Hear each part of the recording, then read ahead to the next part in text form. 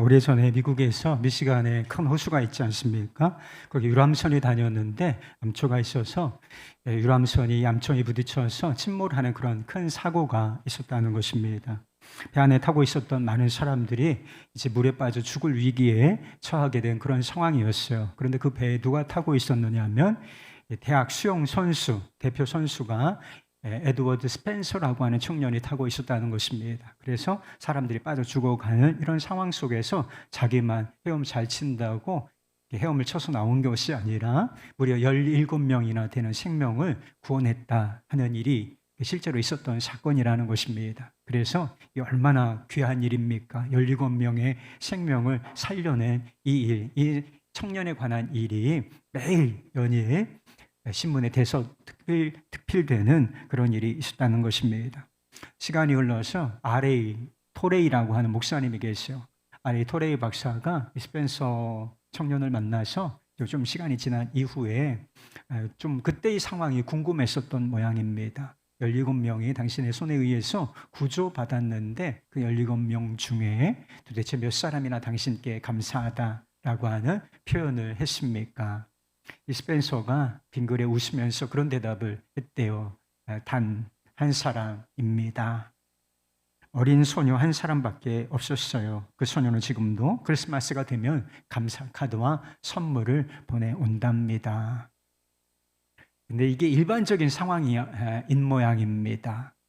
성경에도 아주 비슷한 이야기가 기록이 되어 있는데 누가복음 17장 말씀에 보면 10명의 나병 환자가 예수님의 은혜로, 전적으로 예수님의 은혜로 그 불치의 병에서 고침을 받게 되는 일이 있었습니다. 그런데 예수님께 return, 다시 돌아와서 감사합니다 라고 표현을 했던 사람은 단 한 사람밖에 없었다라고 하는 것입니다. 그래서 예수님께서 이런 말씀을 하시죠. 그 10사람이 다 고침을 받았을진데 그 9은 도대체 어디 있느냐? 큰 은혜를 받고도 감사할 줄 모르는 사람들에 대한 탄식, 예수님의 탄식, 그 9은, 9 어디 있어요, 여러분? 팀 켈러 목사님이 진짜 기독교인인가 점검해 보는 기준이 되는 3가지가 있다고 이야기했어요. Real Christian이라고 하죠. 우리가 다 교회에 나온다고 해서 Real Christian, Born Again Christian은 아니라는 것입니다. 그래서 정신 똑바로 차려야 돼요. 안심하면 안 됩니다. 내가 거듭난 그리스도인이냐, 이 증거가 분명해야 하는데 이 증거 3가지, 3가지만 있는 것은 아니지만 이분이 제시한 기준은 3가지입니다. 첫째, 당신의 삶에 나타난 하나님의 임재하심의 증거가 있는가? 하나님께서 우리의 삶에 임재하시죠. 우리 마음속에 임재하시고 우리의 삶 복판에, 그러니까 예수님을 주로 초청하였잖아요. 예수님을 주로 모시고 주님을 의지하여 살아가는데 그 증거가 나타나고 있는가? 2번째, 성경이 당신의 삶을 변화시키고 있다는 증거가 있는가? 성경 말씀은 유희로, 그쵸? 그냥 지식을 얻도록, 어떤 지식적인 기쁨을 얻도록 주신 말씀이 아니라 살아내라 하신 말씀 아니겠습니까? 이 복음의 말씀으로 삶이 변화된 증거가 있는가? 3번째, 하나님의 자비에 대한 감사가 자라나는 증거가 있는가? 이 3가지를 봐야 한다는 것입니다. 우리가 진짜 그리스도인이라고 한 오늘 감사 주일이니까 한번 점검해 볼 필요가 있어요. 진짜 그리스도인이라는 증거가 바로 감사가 성장하고 있는가, 열매를 맺고 있는가, 이걸 봐야 한다는 것입니다. 여러분 한번 생각해 보세요. 여러분의 마음에는, 여러분의 삶에는 감사가 자라는 증거가 있습니까? 그 사람이 real Christian, 정말 하나님의 자녀라 하는 것입니다. 오늘은 맥주 감사 주일입니다. 맥주절은 이스라엘의 유대인들의 3대 절기 중에 하나예요. 3대 절기가 무엇이냐? 첫 번째는 유월절입니다. 애굽에서 정말 고된 노동하고 압제 속에 있을 때 하나님께서 전적인 은혜로 그들을 구원하신 유월절, 패스오버, 그래서 죽음에서 구원하신, 노예의 생활에서 구원하신 그 구원의 절기 있지요. 그것을 기념하는 날입니다. 2번째는 농사를 지어서 첫 열매를 추수하여 주님께 드리는, 감사의 제사를 드리는 맥주절이고요. 그리고 3번째 절기는 이제 시간이 조금 지나서 추수의 절기가 2번이 있는데 가을에 곡식을 추수하여 저장하였다.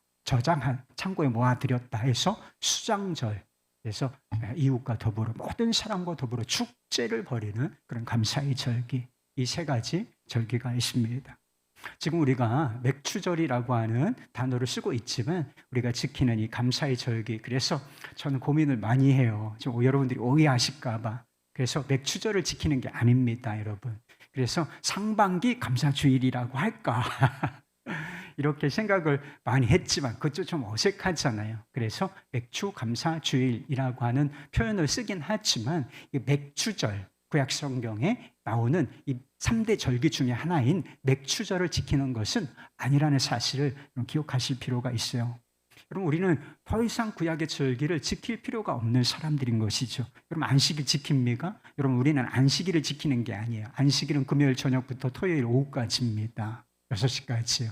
그럼 우리가 안식을 지키나요? 안식일 안 지키고 우리는 예수님께서 부활하신 날을 기념하여서 주일 예배로 이렇게 주일을 지키고 있는 것이 있지요. 다른 6월절 우리가 지킵니까? 6월절 안 지키지요. 그러니까 중요한 절기들, 우리가 구약에 나온 절기들 안 지켜도 아무 상관이 없고 지키는 게 사실은 이상한 것입니다. 6월절 지키라고 하는 그런 가르침을 설파하는 사람들이 있지만 이단이 그렇게 하더라고요. 이단이 대부분 그렇게 구약의 절기를 지금도 지켜야 한다, 이렇게 얘기하는 사람들이 있다는 것입니다. 왜 우리가 구약의 절기를 지킬 필요가 없는가? 율법은 그림자예요. 좋은 것이 그림자인데 예수님께서 그 율법의 실체가 되시고 예수님께서 이 땅에 오셔서 그 율법이 의미하는 바, 그 정신의 모든 것까지 자신의 삶과 죽음과 부활로서 완성해 내셨기 때문인 것입니다. 율법의 종지부를 찍으셨기 때문에 더 이상 우리는 구약의 절기에, 그래서 무슨 초하루나 안식일이나 절기에 매일 필요가 없다라고 하는 이야기가 성경 말씀에 나옵니다. 그냥 자유롭게 해라, 이런 말씀이 나와요. 그러나 우리가 분명한 사실 한 가지, 구약 성경을 버리지 않는, 구약 성경을 우리가 같이 가지고 하나님의 말씀으로 우리가 붙잡고 사는 이유가 있는 것입니다. 맥추절, 이 절기 자체를 중요하게 생각하고 율법대로 지킬 필요는 없어졌지만 그 정신은 아직도 살아있는 거예요. 이 맥추절의 정신, 그 정신이 무엇인가? 바로 하나님의 은혜에 감사하는 마음, 그 감사하는 믿음이라는 사실을 기억하실 수 있기를 바랍니다. 본문 말씀은 모세의 설교에, 모세는 약속하신 땅, 이 가나안 땅에 들어가지 못하고 멀리서 바라보기만 했어요. 그래서 이 출애굽 2세대가 약속하신 땅에 들어가게 될 것인데 그 땅에 들어가서 어찌 하나님을 섬기고 어찌 살아야 할지를, 하나님의 백성이라는 정체성을 가지고 살아야 할지를 설교로 남겨놓은 거예요. 그때는 이제 말로 했겠죠. 그것이 이제 기록된 성경으로 우리에게 주어져 있는 것입니다. 이스라엘 백성들은 40년 동안 광야에서 아주 힘든 삶을 살았죠. 하나님의 은혜가 같이 있었기 때문에 그 40년을 견뎌낸 것인데 광야 생활은 아주 척박하고 어려운 생활이었을 것이 분명합니다. 그런데 그 40년 생활을 마치고 이제 하나님께서 약속하신 땅, 그래서 젖과 꿀이 흐르는 땅이라고 부르는 그 약속의 땅에 들어가게 살게 된 것입니다. 광야에서는 이 사람들이 뭘 먹고 살았을까요? 양잡아 먹고 산 것이 아니라 하늘에서 하루도 빠짐없이, 사실 일주일에 한 번씩은 빠졌어요. 안식일에 거두지 말라, 일하지 말라 해서 안식일에는 내리지 않았습니다. 매일 일주일에 6일 동안, 그리고 7일의 분량이 내리는 그것을 가지고 그들이 다 40년을 먹고 살았던 것입니다. 그런데 이 약속의 땅에 들어가면 만나가 그칠 것이라고 하고 너희가 이제 씨를 뿌리고 농사를 지어서 그 농산의 소산물로 살 것이다, 이렇게 말씀하셨다는 것입니다. 그래서 약속의 말씀으로 그 땅에 들어가서 씨를 뿌리고 농사를 짓고 그리고 때가 돼서 열매를 맺음으로 말미암아 그 첫 번째 열매를 거두게 되는 거예요. 그러면 이 농사를 지어서 광야에서 척박한 삶을 살다가 이제 안정된 농경 생활을 하고 첫 수확을 얻었어요. 그러면 이게 얼마나 감격스럽겠습니까? 여러분, 첫 월급 탄 기억이 있어요? 그거하고 뭐 상상할 수 없을 정도로 아마 감격적인 상황이었을 것입니다. 그런데 거기에 손대지 말고 그 열매 다른 것 하려고 하지 말고 먼저 그 첫 열매를 여호와의 제단에 드리고 감사의 절기를 지키라, 이렇게 말씀을 하신 것입니다. 모세는 이스라엘 백성들이 첫 열매를 광주리에 담아서 여호와의 제단에 드린 이후에 그냥 드리지 말고 고백할 게 있다 그랬어요. 제가 헌금 봉투를 재정부에서 갖다 줘요. 매일마다 정리를 이렇게 다 하셔가지고 저한테 보내주시는데, 감사 제목이 써 있는 경우를 10건 중에 1건 보기도 어려워요, 여러분. 그냥 이름만 써, 이름만. 그냥 범사에 감사합니다, 이런 뜻인가 보죠? 그러니까 감사 제목이나 기도 제목 같은 거 쓰여 있는 거 찾기가 귀해요. 그래서 제가 그런 것을 챙겨 봅니다. 이름만 써져 있는 거 쑥쑥 넘겨요, 제가. 그러니까 다 귀하죠. 다 귀한데 그래도 어떤 마음으로 어떤 기도 제목을 쓰셨나, 어떤 감사 제목을 쓰셨나, 제가 그걸 더 주목해서 보게 되더라고요. 그게 사람인 거예요. 근데 하나님께서도 그러지 않으실까 하는 생각이 들었어요. 범사에 두루두루 감사합니다, 이거보다 콕 집어서 주님 이것이 감사합니다. 그리고 기도 제목 적어서 뭐 그렇게 칸도 넓지 않아요. 여러분들이 이렇게 감사 실력이 막 크지 않기 때문에 요만하게 해놨어. 그런데 여기 보면 그게 정신이에요. 이 말씀에 보면 그냥 예물만 드리지 말고 그 예물을 드리면서 고백을 하라는 거예요. 고백을 하라. 그 고백의 내용을 심어주셨어요. 그게 8절부터 10절까지 나와요. 여호와께서 강한 손과 편팔과 큰 위엄과 이적과 기사로 우리를 애굽에서 인도하여 내시고 이곳으로 인도하사 이 땅 곧 젖과 꿀이 흐르는 땅을 주셨나이다. 여호와께서 이제 내가 주께서 내게 주신 토지 소산의 만물을 가져왔나이다 하고 너는 그것을 내 하나님 여호와 앞에 두고 내 하나님 여호와 앞에 경배할 것이다. 무슨 뜻이에요? 우리를 애굽에서 구출해 내신 분도 하나님이시고, 그리고 여기까지 40년 그 힘든 시간을 보냈지만 이 가나안 땅으로 인도하여 내신 분도 주님이시고, 그리고 우리가 농사를 짓고 이 첫 소산 만물을 얻게 하신 분도 하나님이시다 라고 하는 사실을 고백하라는 거예요. 그냥 간단하게 표현하면 곡식을 들었잖아요. 곡식을 올려놓고서 이것이 하나님의 은혜입니다. 은혜의 결과물입니다. 모든 것이 하나님의 은혜입니다. 감사합니다. 이렇게 경배하고 하나님께 영광을 돌리라, 이렇게 말씀하신 거예요. 그래서 이대로 한번 했으면 좋겠어요. 우리가 첫 열매를 얻기까지의 과정을 한번 생각해 보시기 바랍니다. 그래서 이제 씨를 뿌려야죠. 밭을 갈고 씨를 뿌리고, 그리고 그게 농사가 씨를 뿌려놓고 심어 놓았다고 해서 되는 게 아니고 손이 되게 자주 갑니다. 그래서 농사일을 해본 분들은 알아요. 저도 막 농사를 많이 한 건 아니지만 농사일을 하시는 것을 봤잖아요. 그리고 조금 거들어 주기도 했는데 나는 농사는 못하겠다, 이런 생각이 들 정도로 아주 손이 자주 가고, 그리고 힘든 일이에요. 노력이 필요합니다. 그리고 시간이 지나서 정성을 가꾸어서 그 곡식과 작물을 기름으로 말미암아 열매를 맺었어요. 그래서 우리의 수고와 노력과 애씀이 다 들어갔다는 것이죠. 그런데 출애굽기 말씀에 보면 맥추절을 지키라고 하는 말씀, 그 말씀을 하시면서 하나님께서 이런 이야기를 하셨어요. 23장 16절 말씀, 맥추절을 지키라. 이는 내가 수고하여 밭에 뿌린 것의 첫 열매를 거둠이니라. 그러니까 중간에 내가 수고하여 이런 표현이 있잖아요. 그러니까 하나님께서도 충분히 우리가 수고하고 애쓴 거, 그것을 아시고 그 가치를 인정해 주신다는 뜻인 것입니다. 여러분 직장 생활 쉽지 않죠?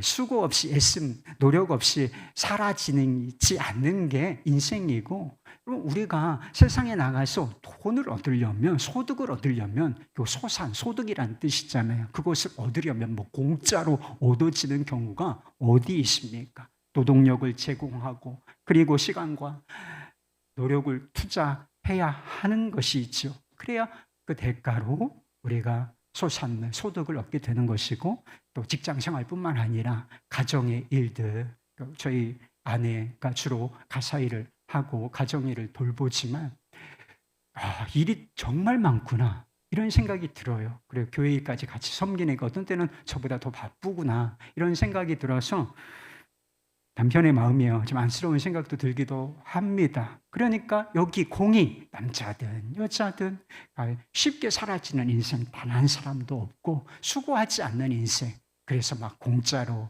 이렇게 사라지는 인생은 단 한 사람도 없고 주님도 그것을 너무나 잘 알고 우리가 오늘도 예물 드리셨을 거예요. 평상시에 감사 예물, 11조 예물, 그리고 선교 헌금, 오늘 특별히 감사주일 예금, 맥주 감사주일 헌금 드렸는데 거기에 우리의 수고와 노력과 애씀과 때로는 눈물까지, 직장 생활하면서 눈물 흘려봤어요? 울어야 삽니다. 그 모든 것이 포함되어 있다는 것을 주님은 너무 잘 아시는데 그거 드리면서 감사를 고백하라, 이렇게 주님께서 말씀하고 계시는 것입니다. 그 외에 우리의 애씀과 노력과 수고가 다 들어간 것인데 그래서 열매를 얻은 것 같은데 왜 주님께서는 그 첫 열매로 감사의 제사를 드리라 말씀하시는 것인가? 그 모든 수고와 애씀과 눈물까지 포함되어 있지만 그 모든 소산을 얻게 된 근본적인 이유가 무엇이냐? 처음부터 끝까지 하나님의 은혜가 있었기 때문에 가능한 것이다. 그걸 잊으면 안 되고 감사로 붙잡아 내거라, 이렇게 말씀을 하셨던 것입니다. 김영석 교수님이, 여러분 나라의 고마움을 좀 알고 사십니까? 김영석 교수님이란 분이 100년을 살아보니 아직도 살아계시고 102세인가 3세신가 그 정도 되셨어요. 근데 100년을 살아보니라고 하는 책을 쓰셨는데 거기에 우리가 잘 알고 있는 송기정 선생, 마라톤 영웅이죠. 그분에 관한 이야기가 나옵니다. 송기정 선생이 한 90세쯤 돼서 돌아가셨는데 돌아가기 바로 얼마 전에 세무사를 찾으셨대요. 그래서 어디선가 좀 큰 상금을 받으셨는데 그 상금에 대한 세금을 내겠다, 그 세금을 계산받고자 이렇게 세무사를 찾으셨다라고 하는 것입니다. 그래서 이 세무사가 너무나 잘 아는 분이고, 이분이 나이가 너무 많이 드시고 직업도 없고 특별한 소득이 따로 있는 것도 아니신 분이신 상황에서 상금으로 얻은 소득, 선생님 이런 정도는 세금을 안 내셔도 괜찮겠습니다, 문제가 없겠습니다, 이렇게 말씀을 드렸더니 안 된다고 말씀을 하시더래요. 그럴 수 없지, 내가 그동안 얼마나 많은 혜택을 국가로부터 받고 살았는데 세금을 먼저 내야지. 내가 이 나라를 위해 도움을 줄 수 있는 것이 이젠 아무것도 없어. 이게 마지막이 될지도 몰라. 그러면서 간곡하게 세금 계산을 부탁을 하셨다는 거예요. 그래서 세금 계산을 있는 그대로 해드렸더니 보시더니 액수를 보시더니 이런 게 아니라 이거밖에 안 되나 이렇게 물으시면서 조금 더 낼 수는 없겠나 이렇게 물으시더래요. 그래서 다시 조금 더 많이 낼 수 있는 계산 방식으로, 절세라는 게 있잖아요. 그래서 좀 절세 방식이 아니라 그냥 많이 일반적으로 낼 수 있는 계산 방식으로 조금 더 내실 수 있도록 계산을 해드렸더니 흡족해 하시면서 돌아가셨다 하는 그 이야기가 기록되어 있습니다. 여러분은 지금 소득세를 내실 거예요. 소득세, 각종 근로소득세, 그리고 무슨 사업소득세, 이래서 여러 종류의 세금을 내실 것입니다. 그런데 세금을 낼 때 세금을 더 내지 못해서 좀 서운해 보신 적이 있어요? 대부분의 사람들은 세금 내릴까 봐 두렵고 어떻게 해서든지 막 절세하려고 하고, 대부분의 경우에는 어떤 사람들까지 있느냐 하면 탈세까지 하려고 한다는 것. 세금이 너무 아까우니까 세금을 안 내려고 하는 것이 일반적인 사람들의 모습이 있지요. 그런데 왜 손기정 선생께서는 세금을 더 내려고 하셨던 것일까요? 부정적인 이유는 그거예요. 소극적인 이유는 나라를 잃어보는 경험이 있잖아요. 나라를 잃어본 경험, 그 아픔, 고통이 얼마나 쓰라린 것인지를 몸소 경험해 본 분이시기 때문인 것입니다. 그리고 긍정적으로는 지금 우리가 대한민국이라고 하는 나라, 울타리 안에서 여러분 혜택을 받는지 모르십니까? 엄청난 혜택을 받고 있는 거예요. 나라가 존재한다.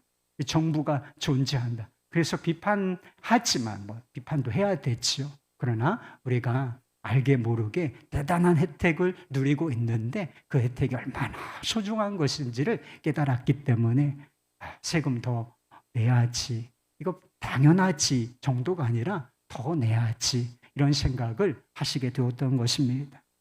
아마 우리 중에는 감사주일 헌금이 좀 부담되는 분이 있으십니까? 저도 감사주일 헌금이 좀 부담이 되었던 적이 있어요.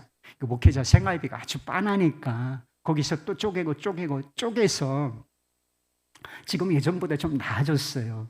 그렇지만 예전에 부단임 목사 생활할 때는 생활비가 빠듯하죠. 들어오는 주식 타타타타타타 나가고 이게 막 바닥을 찰랑찰랑하게 항상 미치고 살고 이런 경우가 있었어요. 그런데 절기가 돌아오고 또 한 번 절기 헌금을 하는 것이 조금 힘겹다, 이런 생각을 해본 적이 있습니다. 그러나 우리가 하나님의 은혜를 깊이 인식하면 드리는 것이 어렵지가 않습니다. 빚져서 하라는 얘기 절대로 아니에요. 그런 이야기 말씀드리는 거 아닙니다. 그런데 은혜를 깊이 깨달으면 더 드리지 못해서 아쉬운 그런 마음이 얼마든지 생길 수가 있다는 것입니다. 우리가 하나님으로부터 어떤 은혜를 받고 사는지 그 은혜의 진 면목을 조금이라도 깨닫게 된다면 감사해야지, 당연히 이런 생각이 들게 된다는 것입니다. 오래전에 체육부 장관을 지내신 고 이영호 씨라는 분이 계시대요. 그분이 대장암에 걸려서 삶이 그렇게 오래 남지 않았다, 여명이 그렇게 오래 남지 않았다, 이런 판단을 받으셨다는 것입니다. 그래서 나머지 삶을 나름대로 인생을 잘 정리를 해봐야 하겠다라고 생각을 하셨대요. 그래서 남은 인생 얼마가 될지 모르지만 아주 의미 있게 살아보고자 몇 가지 결심한 것이 있으셨다는 것입니다. 첫째는 인생 60년을 사셨는데 60평생을 살아오면서 인생에 관해서 터득한 게 있잖아요. 배운 것들, 그것을 잘 책으로 정리하면 좋겠다 하는 것 하나 하고, 60평생 살아오면서 많은 특별한 경험들을 한 것이 있는데 그것을 기록으로 남겼으면 좋겠다 하는 것도 하나였습니다. 그리고 또 하나는 그동안 정말 장관까지 되셨으니까 얼마나 바쁘게 살았겠어요. 그래서 바쁘게 사느라고 대화를 나누지 못했던 자녀들에게 편지를 쓰는 것이었습니다. 그리고 마지막으로 가족들과 더 많은 시간을 보내기로 결심한 거예요. 죽음이 임박하니까 정말 소중한 게, 그래서 전도자가 죽음을 기억하라, 메멘토 모리, 너의 죽음을 현실로 끌어안고 한 발은 무덤에 디디고 너의 현실의 삶을 살라, 이렇게 자꾸 권면하는 이유가 무엇이냐? 죽음을 내다볼 줄 알아야 정말 소중한 것이 무엇인지, 내가 가지고 있는 것, 그리고 돌아보아야 할 가장 소중한 것이 무엇인지를 볼 수가 있기 때문이라는 것입니다. 그런데 이렇게 투병 생활을 하는 중에 이분이 예수님을 만났어요. 그동안은 불신자였는데 예수님을 만나고 영접하고 그리고 놀라운 은혜를 경험하게 되었다고 했습니다.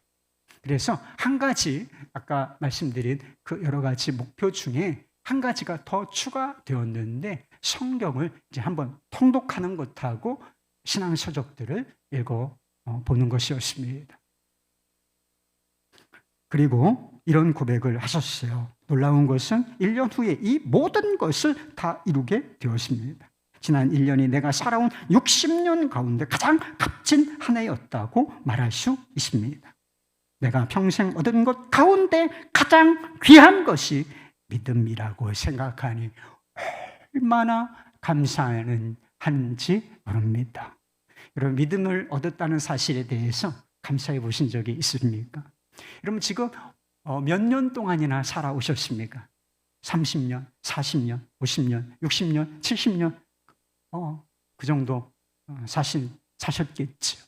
그런데 이 평생의 삶을 살아오면서 내가 얻은 가장 귀한 것이 무엇인가? 여러분 대답해 보실 수가 있겠습니까?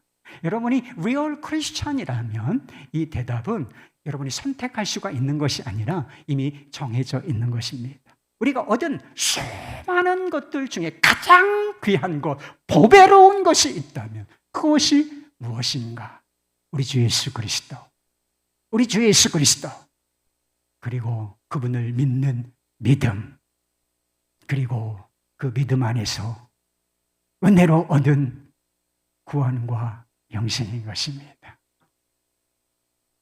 아무 자격 없는 죄인들이, 아무것도 한 것이 없는 죄인들이 오직 은혜로 구원을 받았습니다. 우리가 은혜로 구원을 받았을 뿐만 아니라 우리의 삶 전체가 하나님의 은혜 덩어리라고 하는 것입니다. 그러니까 우리의 삶에는 온통 하나님의 은혜로 충만하다. 충만하다 하는 것입니다. 그래서 크리스찬이라고 하는 그리스도인에 관한 가장 정확한 정의가 무엇이냐? 크리스찬인 나는, 하나님의 자녀인 나는 도대체 누구인가? 나는 은혜 받은 자입니다. 나는 은혜 속에 있는 자이고 은혜로 사는 자입니다. 이것이 그리스도인에 관한 가장 정확한 정의라 하는 것입니다. 이것을 마음속에 깨달은 사람, 아무 자격 없는 자가 웬 말인가? 날 위하여 구주께서 자신을 버려 죽으셨네. 이것이 마음속 깊이 깨달아진 사람, 내 삶에 그냥 공짜로 되는 것 없이 하나님의 은혜로 충만하구나 라고 하는 것을 깨달은 사람은 감사하게 되어 있다는 것입니다. 문제는 우리가 항상 이 은혜를 잊어버릴 가능성이 너무나 많은 존재라고 하는 것입니다. 이스라엘 백성들이 가나안 땅을 밟고 첫 해에는 하나님의 은혜를 잊기는 아마 어려웠을 거예요. 첫 농사를 시작하고 첫 열매를 거두었을 때 드리지 말라고 해도 하나님 앞에 나아가서 이것이 하나님의 은혜로 얻은 소산물입니다 라고 고백하면서 아마 감사 예물을 드리고 싶어 했을지도 모른다는 것입니다. 문제는 2년차부터라 3년차, 4년차, 5년차, 6년차 여러분 예수 믿은 지 몇 년 차예요? 우리가 예수를 믿을 때는 은혜를 우리가 받았구나 기쁨과 감격이 있었던 때가 있죠. 그런데 그렇게 1년 지나고 2년 지나고 3년 지나고 4년 지나고 농사를 지어서 열매를 얻고 농사를 지어서 수고, 애씀과 눈물 속에서 열매를 얻고 또 그것을 창고에 저장하여 거두어 드리고 곡식들이 쌓여 소유가 늘어나고 하면 어떻겠습니까? 은혜를 잊을 위험성이 점점 커지게 된다는 것입니다. 그래서 신명기 8장에 보면 모세가 이걸 내다봤어요. 이미 내다보고서 이스라엘 백성들에게 이런 경고를 했던 적이 있어요. 신명기 8장 18절 19절 말씀. 내 하나님 여호와를 기억하라. 그가 내게 재물 얻는 능력을 주셨음이라. 이같이 하심은 내가 조상들에게 맹세하신 언약을 오늘과 같이 이루려 하심이니라. 내가 만일 내 하나님 여호와를 잊어버리고 다른 신들을 따라 그들을 섬기며 그들에게 절하면 내가 너희에게 증거하노니 너희가 반드시 멸망할 것이라. 하나님을 잊고 그분이 주신 은혜를 잊으면 망한다는 거예요. 재물 얻는 능력이라는 표현이 나와요. 여러분 재물 얻는 능력이 더 탁월해지시길 축복합니다. 그런데 이 재물 얻는 능력, 그 일을 잘하고 그리고 그 일을 통해서 재물을 얻는 이 상황, 그런데 이것이 우리에게 저주가 되고 멸망의 동기가 될 수도 있다 이렇게 말씀하고 있는 것입니다. 언제요? 하나님과 그분의 은혜를 잊으면 이 재물 얻는 능력 때문에, 돈 때문에, 우리가 얻은 소득, 부요함 때문에 결국 망하게 된다 이렇게 경고의 말씀을 하고 있는 것입니다. 결국 이스라엘 백성들은 이런 경고를 받았음에도 그 길로 가면 안 돼. 망각의 길로 가면 안 된다. 하나님을 잊는 길로 가면 끝나! 이렇게 경고를 받았음에도 불구하고 이 사람들이 죽는 질도 모르고 멸망의 길을 선택하여 갔다는 사실을 성경이 보여주고 있습니다. 얼마나 위험한 것입니까? 우리가 무엇 때문에 망하게 되는 것입니까? 환경이 어려워서, 고난이 찾아와서, 인생에 문제가 많아서 멸망하는 것이 아니라 하나님과 그분이 주신 은혜를 잊으면 망하게 된다 하는 말씀인 것입니다. 우리의 삶에 위기가 찾아오는 순간이 있어요. 인간의 수고와 애씀, 하나님이 인정하시는 것이기도 하지만 이 인간의 수고와 애씀과 노력, 땀이 하나님의 은혜를 대체하는 그 순간, 그것은 대단히 위험한 순간인 것입니다. 사람의 수고와 노력은 대단히 소중한 것이지만 이것이 하나님의 권위, 하나님의 은혜라는 통치 속에 있을 때에만 안전한 것입니다. 애쓰고 수고하였지만 내 입에서 이게 다 내가 이루어낸 것 아닌가, 이런 말이 아니라 하나님의 은혜입니다 라는 고백이 터져 나올 때 그 수고와 애씀, 노력이 진정한 가치를 지닐 수 있다는 것입니다. 왜 감사하라고 하시는 거예요? 첫 열매를 드리라. 하나님께서 소중한 건 먼저 빼앗아 가시기 위함이 아닌 것입니다. 범사에 감사하라. 항상 감사하라.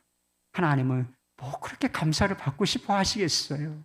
하나님, 우리가 감사하지 않으면 뭐 영광이 흠이 생기겠습니까? 범사에 감사하라. 하나님은 감사 중독자가 아니시라는 것이죠. 사실은 우리의 삶을 안전하게 지키시고 보호하시려는 하나님의 따뜻한 배려가 녹아있는 것. 첫 열매를 드리라. 감사하라. 범사에 감사하라. 메시지인 것입니다. 첫 열매의 초점은 분명한 거예요. 우리의 수고와 노력이 아니라 하나님의 은혜에 초점을 맞추고 살라라고 하는 것입니다. 하나님, 한마디로 하나님의 은혜를 은혜되게 하는 것이고, 은혜 속에 사는데 그 은혜를 은혜답게 누리고, 그리고 우리의 수고를 수고되게 하는 것이 바로 감사인 것입니다. 지금 우리 중에는 열심히 애썼어요. 수고했지만 손에 줄 만한 것이 좀 부족하다, 박하다, 이런 상황에 놓인 분이 계실지 모르겠습니다. 열심히 최선을 다해서 누구보다 열심히 살았어요. 그런데도 열매가 없는 것처럼 보이는 상황 속에 있는 분이 있으실지도 모르겠습니다. 감사헌금이요? 드리고 싶지만 드릴 게 없습니다. 이런 상황에 놓인 분도 계실 것이고, 고난 때문에, 상처와 아픔 때문에 이것도 주님의 은혜인가요? 이렇게 불평할 만한 상황 속에 계신 분도 혹시 있으실지도 모르겠습니다. 그런데 본래 맥추절이라고 하는 것이 막 열매가 엄청나게 맺어서 소득을 엄청나게 벌어들여서 감사하는 절기가 아니라는 사실을 아셔야 돼요. 그냥 첫 번째, 첫 소산을 얻은 것입니다. 완전한 열매를 거둘 때가 아니라는 것이죠. 그래서 첫 열매로 드리는 것에는 무엇이 필요한가? 이 첫 열매 감사에는 믿음이 필요하다라고 하는 사실입니다. 하나님께서 이 첫 번째 열매를 은혜로 허락하여 주셨으니 주님께서 더 풍성한 열매를 거두게 하실 것이다. 더 온전한 열매를 거두게 하실 것이다. 이 믿음으로써 첫 번째 소산을 거둔 그 시점에 하나님께 감사하는 것입니다. 열매가 다 주어져서가 아니라 일부를 얻은 거예요. 첫 소득을 얻은 것입니다. 그래서 그것을 붙잡고 그 이상의 열매, 하나님의 은혜를 기대하면서 드리는 감사, 그것이 바로 맥추절, 감사절의 의미인 것입니다. 지금 당장은 열매가 박한 것 같아도 하나님의 은혜가 함께 있다는 사실을 기억하시기 바랍니다. 지금 열매가 없는 것처럼 보여도 하나님의 은혜는 결코 사라지지 않았다는 사실을 기억하실 수 있기를 바랍니다. 통장에 잔고가 줄고 바닥을 보이고 마이너스까지 떨어진다 할지라도 여러분을 향한, 여러분의 삶을 향한 하나님의 은혜는 결코 떨어지지 않는다는 사실을 기억하실 수 있기를 바랍니다. 맥추절에 다른 이름이 있는데 77절이라고도 부르고 오순절이라고도 부르는 것입니다. 우리가 오순절하면 생각나는 것이 있죠. 사도행전 앞부분에 오순절하면 오순절에 불처럼 바람처럼 임하신 성령 강림 사건, 그게 바로 오순절에 일어난 사건이 아니겠습니까? 그런데 왜 하필 성령께서 이 오순절에 강림하셨는가? 그게 중요한 것입니다. 내 은혜는 계속될 것이다. 그리고 내 은혜는 결국 완전한 열매를 거두어낼 것이다. 이것을 확증하시기 위하여 오순절에 성령께서 임하신 것입니다. 그래서 빌립보서 1장 6절 말씀에 보면 이런 말씀이 나와요. 너희 안에서 착한 일을 시작하신 이가 그리스도 예수의 날까지 이루실 줄을, 완성하실 줄을 우리는 확신하노라. 그래서 시작이 된 거예요. 구원의 은혜가 시작이 됐지만 완성된 것은 아닙니다.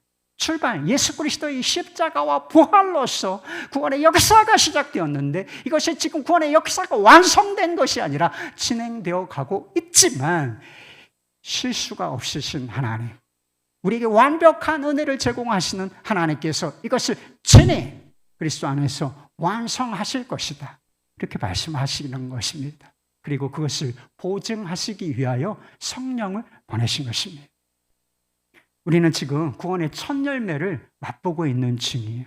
하나님 구원의 축복, 우리가 그 구원의 축복은 상상할 수가 없는 것인데 그걸 다 누리고 있는 것이 아니라 아주 일부분을 맛보고, 여러분 우리가 천국을 경험할 수가 있어요. 이 지상에서 예수 그리스도를 모시고 주님의 방법대로 살아감으로 말미암아 천국을 누리고 경험할 수가 있는데 그걸 완전한 것이 아니고, 그렇죠? 첫 열매, 첫 것에 불과하다는 것입니다. 그러나 언젠가는 이 구속의 날이 올 것이다. 예수 그리스도 안에서 하나님 아버지께서 계획하신 완벽한 구원, 완전한 하나님의 나라가 임할 것이고 우리는 반드시 그 일의 주인공이 될 것이다. 이것을 깨닫게 해주시기 위하여 오순절에 성령을 보내시고 우리 마음속에 성령을 보내신 줄 믿으시기를 바랍니다. 구원의 은혜만 그런 게 아니에요. 은혜로 설명되는 우리의 삶 전체가 그런 것입니다. 지금은 열매가 빈약한 것처럼 보여도 하나님께서는 그 속에서도 온전한 열매를 맺게 하실 것이다. 부족함과 그리고 고난과 고통이 있다 할지라도 하나님은 그 모든 것을 은혜로 덮으시사 그 속에서도 보석 같은, 진주 같은 열매를 맺어내실 것이다. 첫 열매를 드리는 이 시기에 필요한 믿음, 그것이 바로 그것입니다. 그리고 우리가 그 믿음으로 드려야 할 것, 그것이 바로 감사의 제사인 것입니다.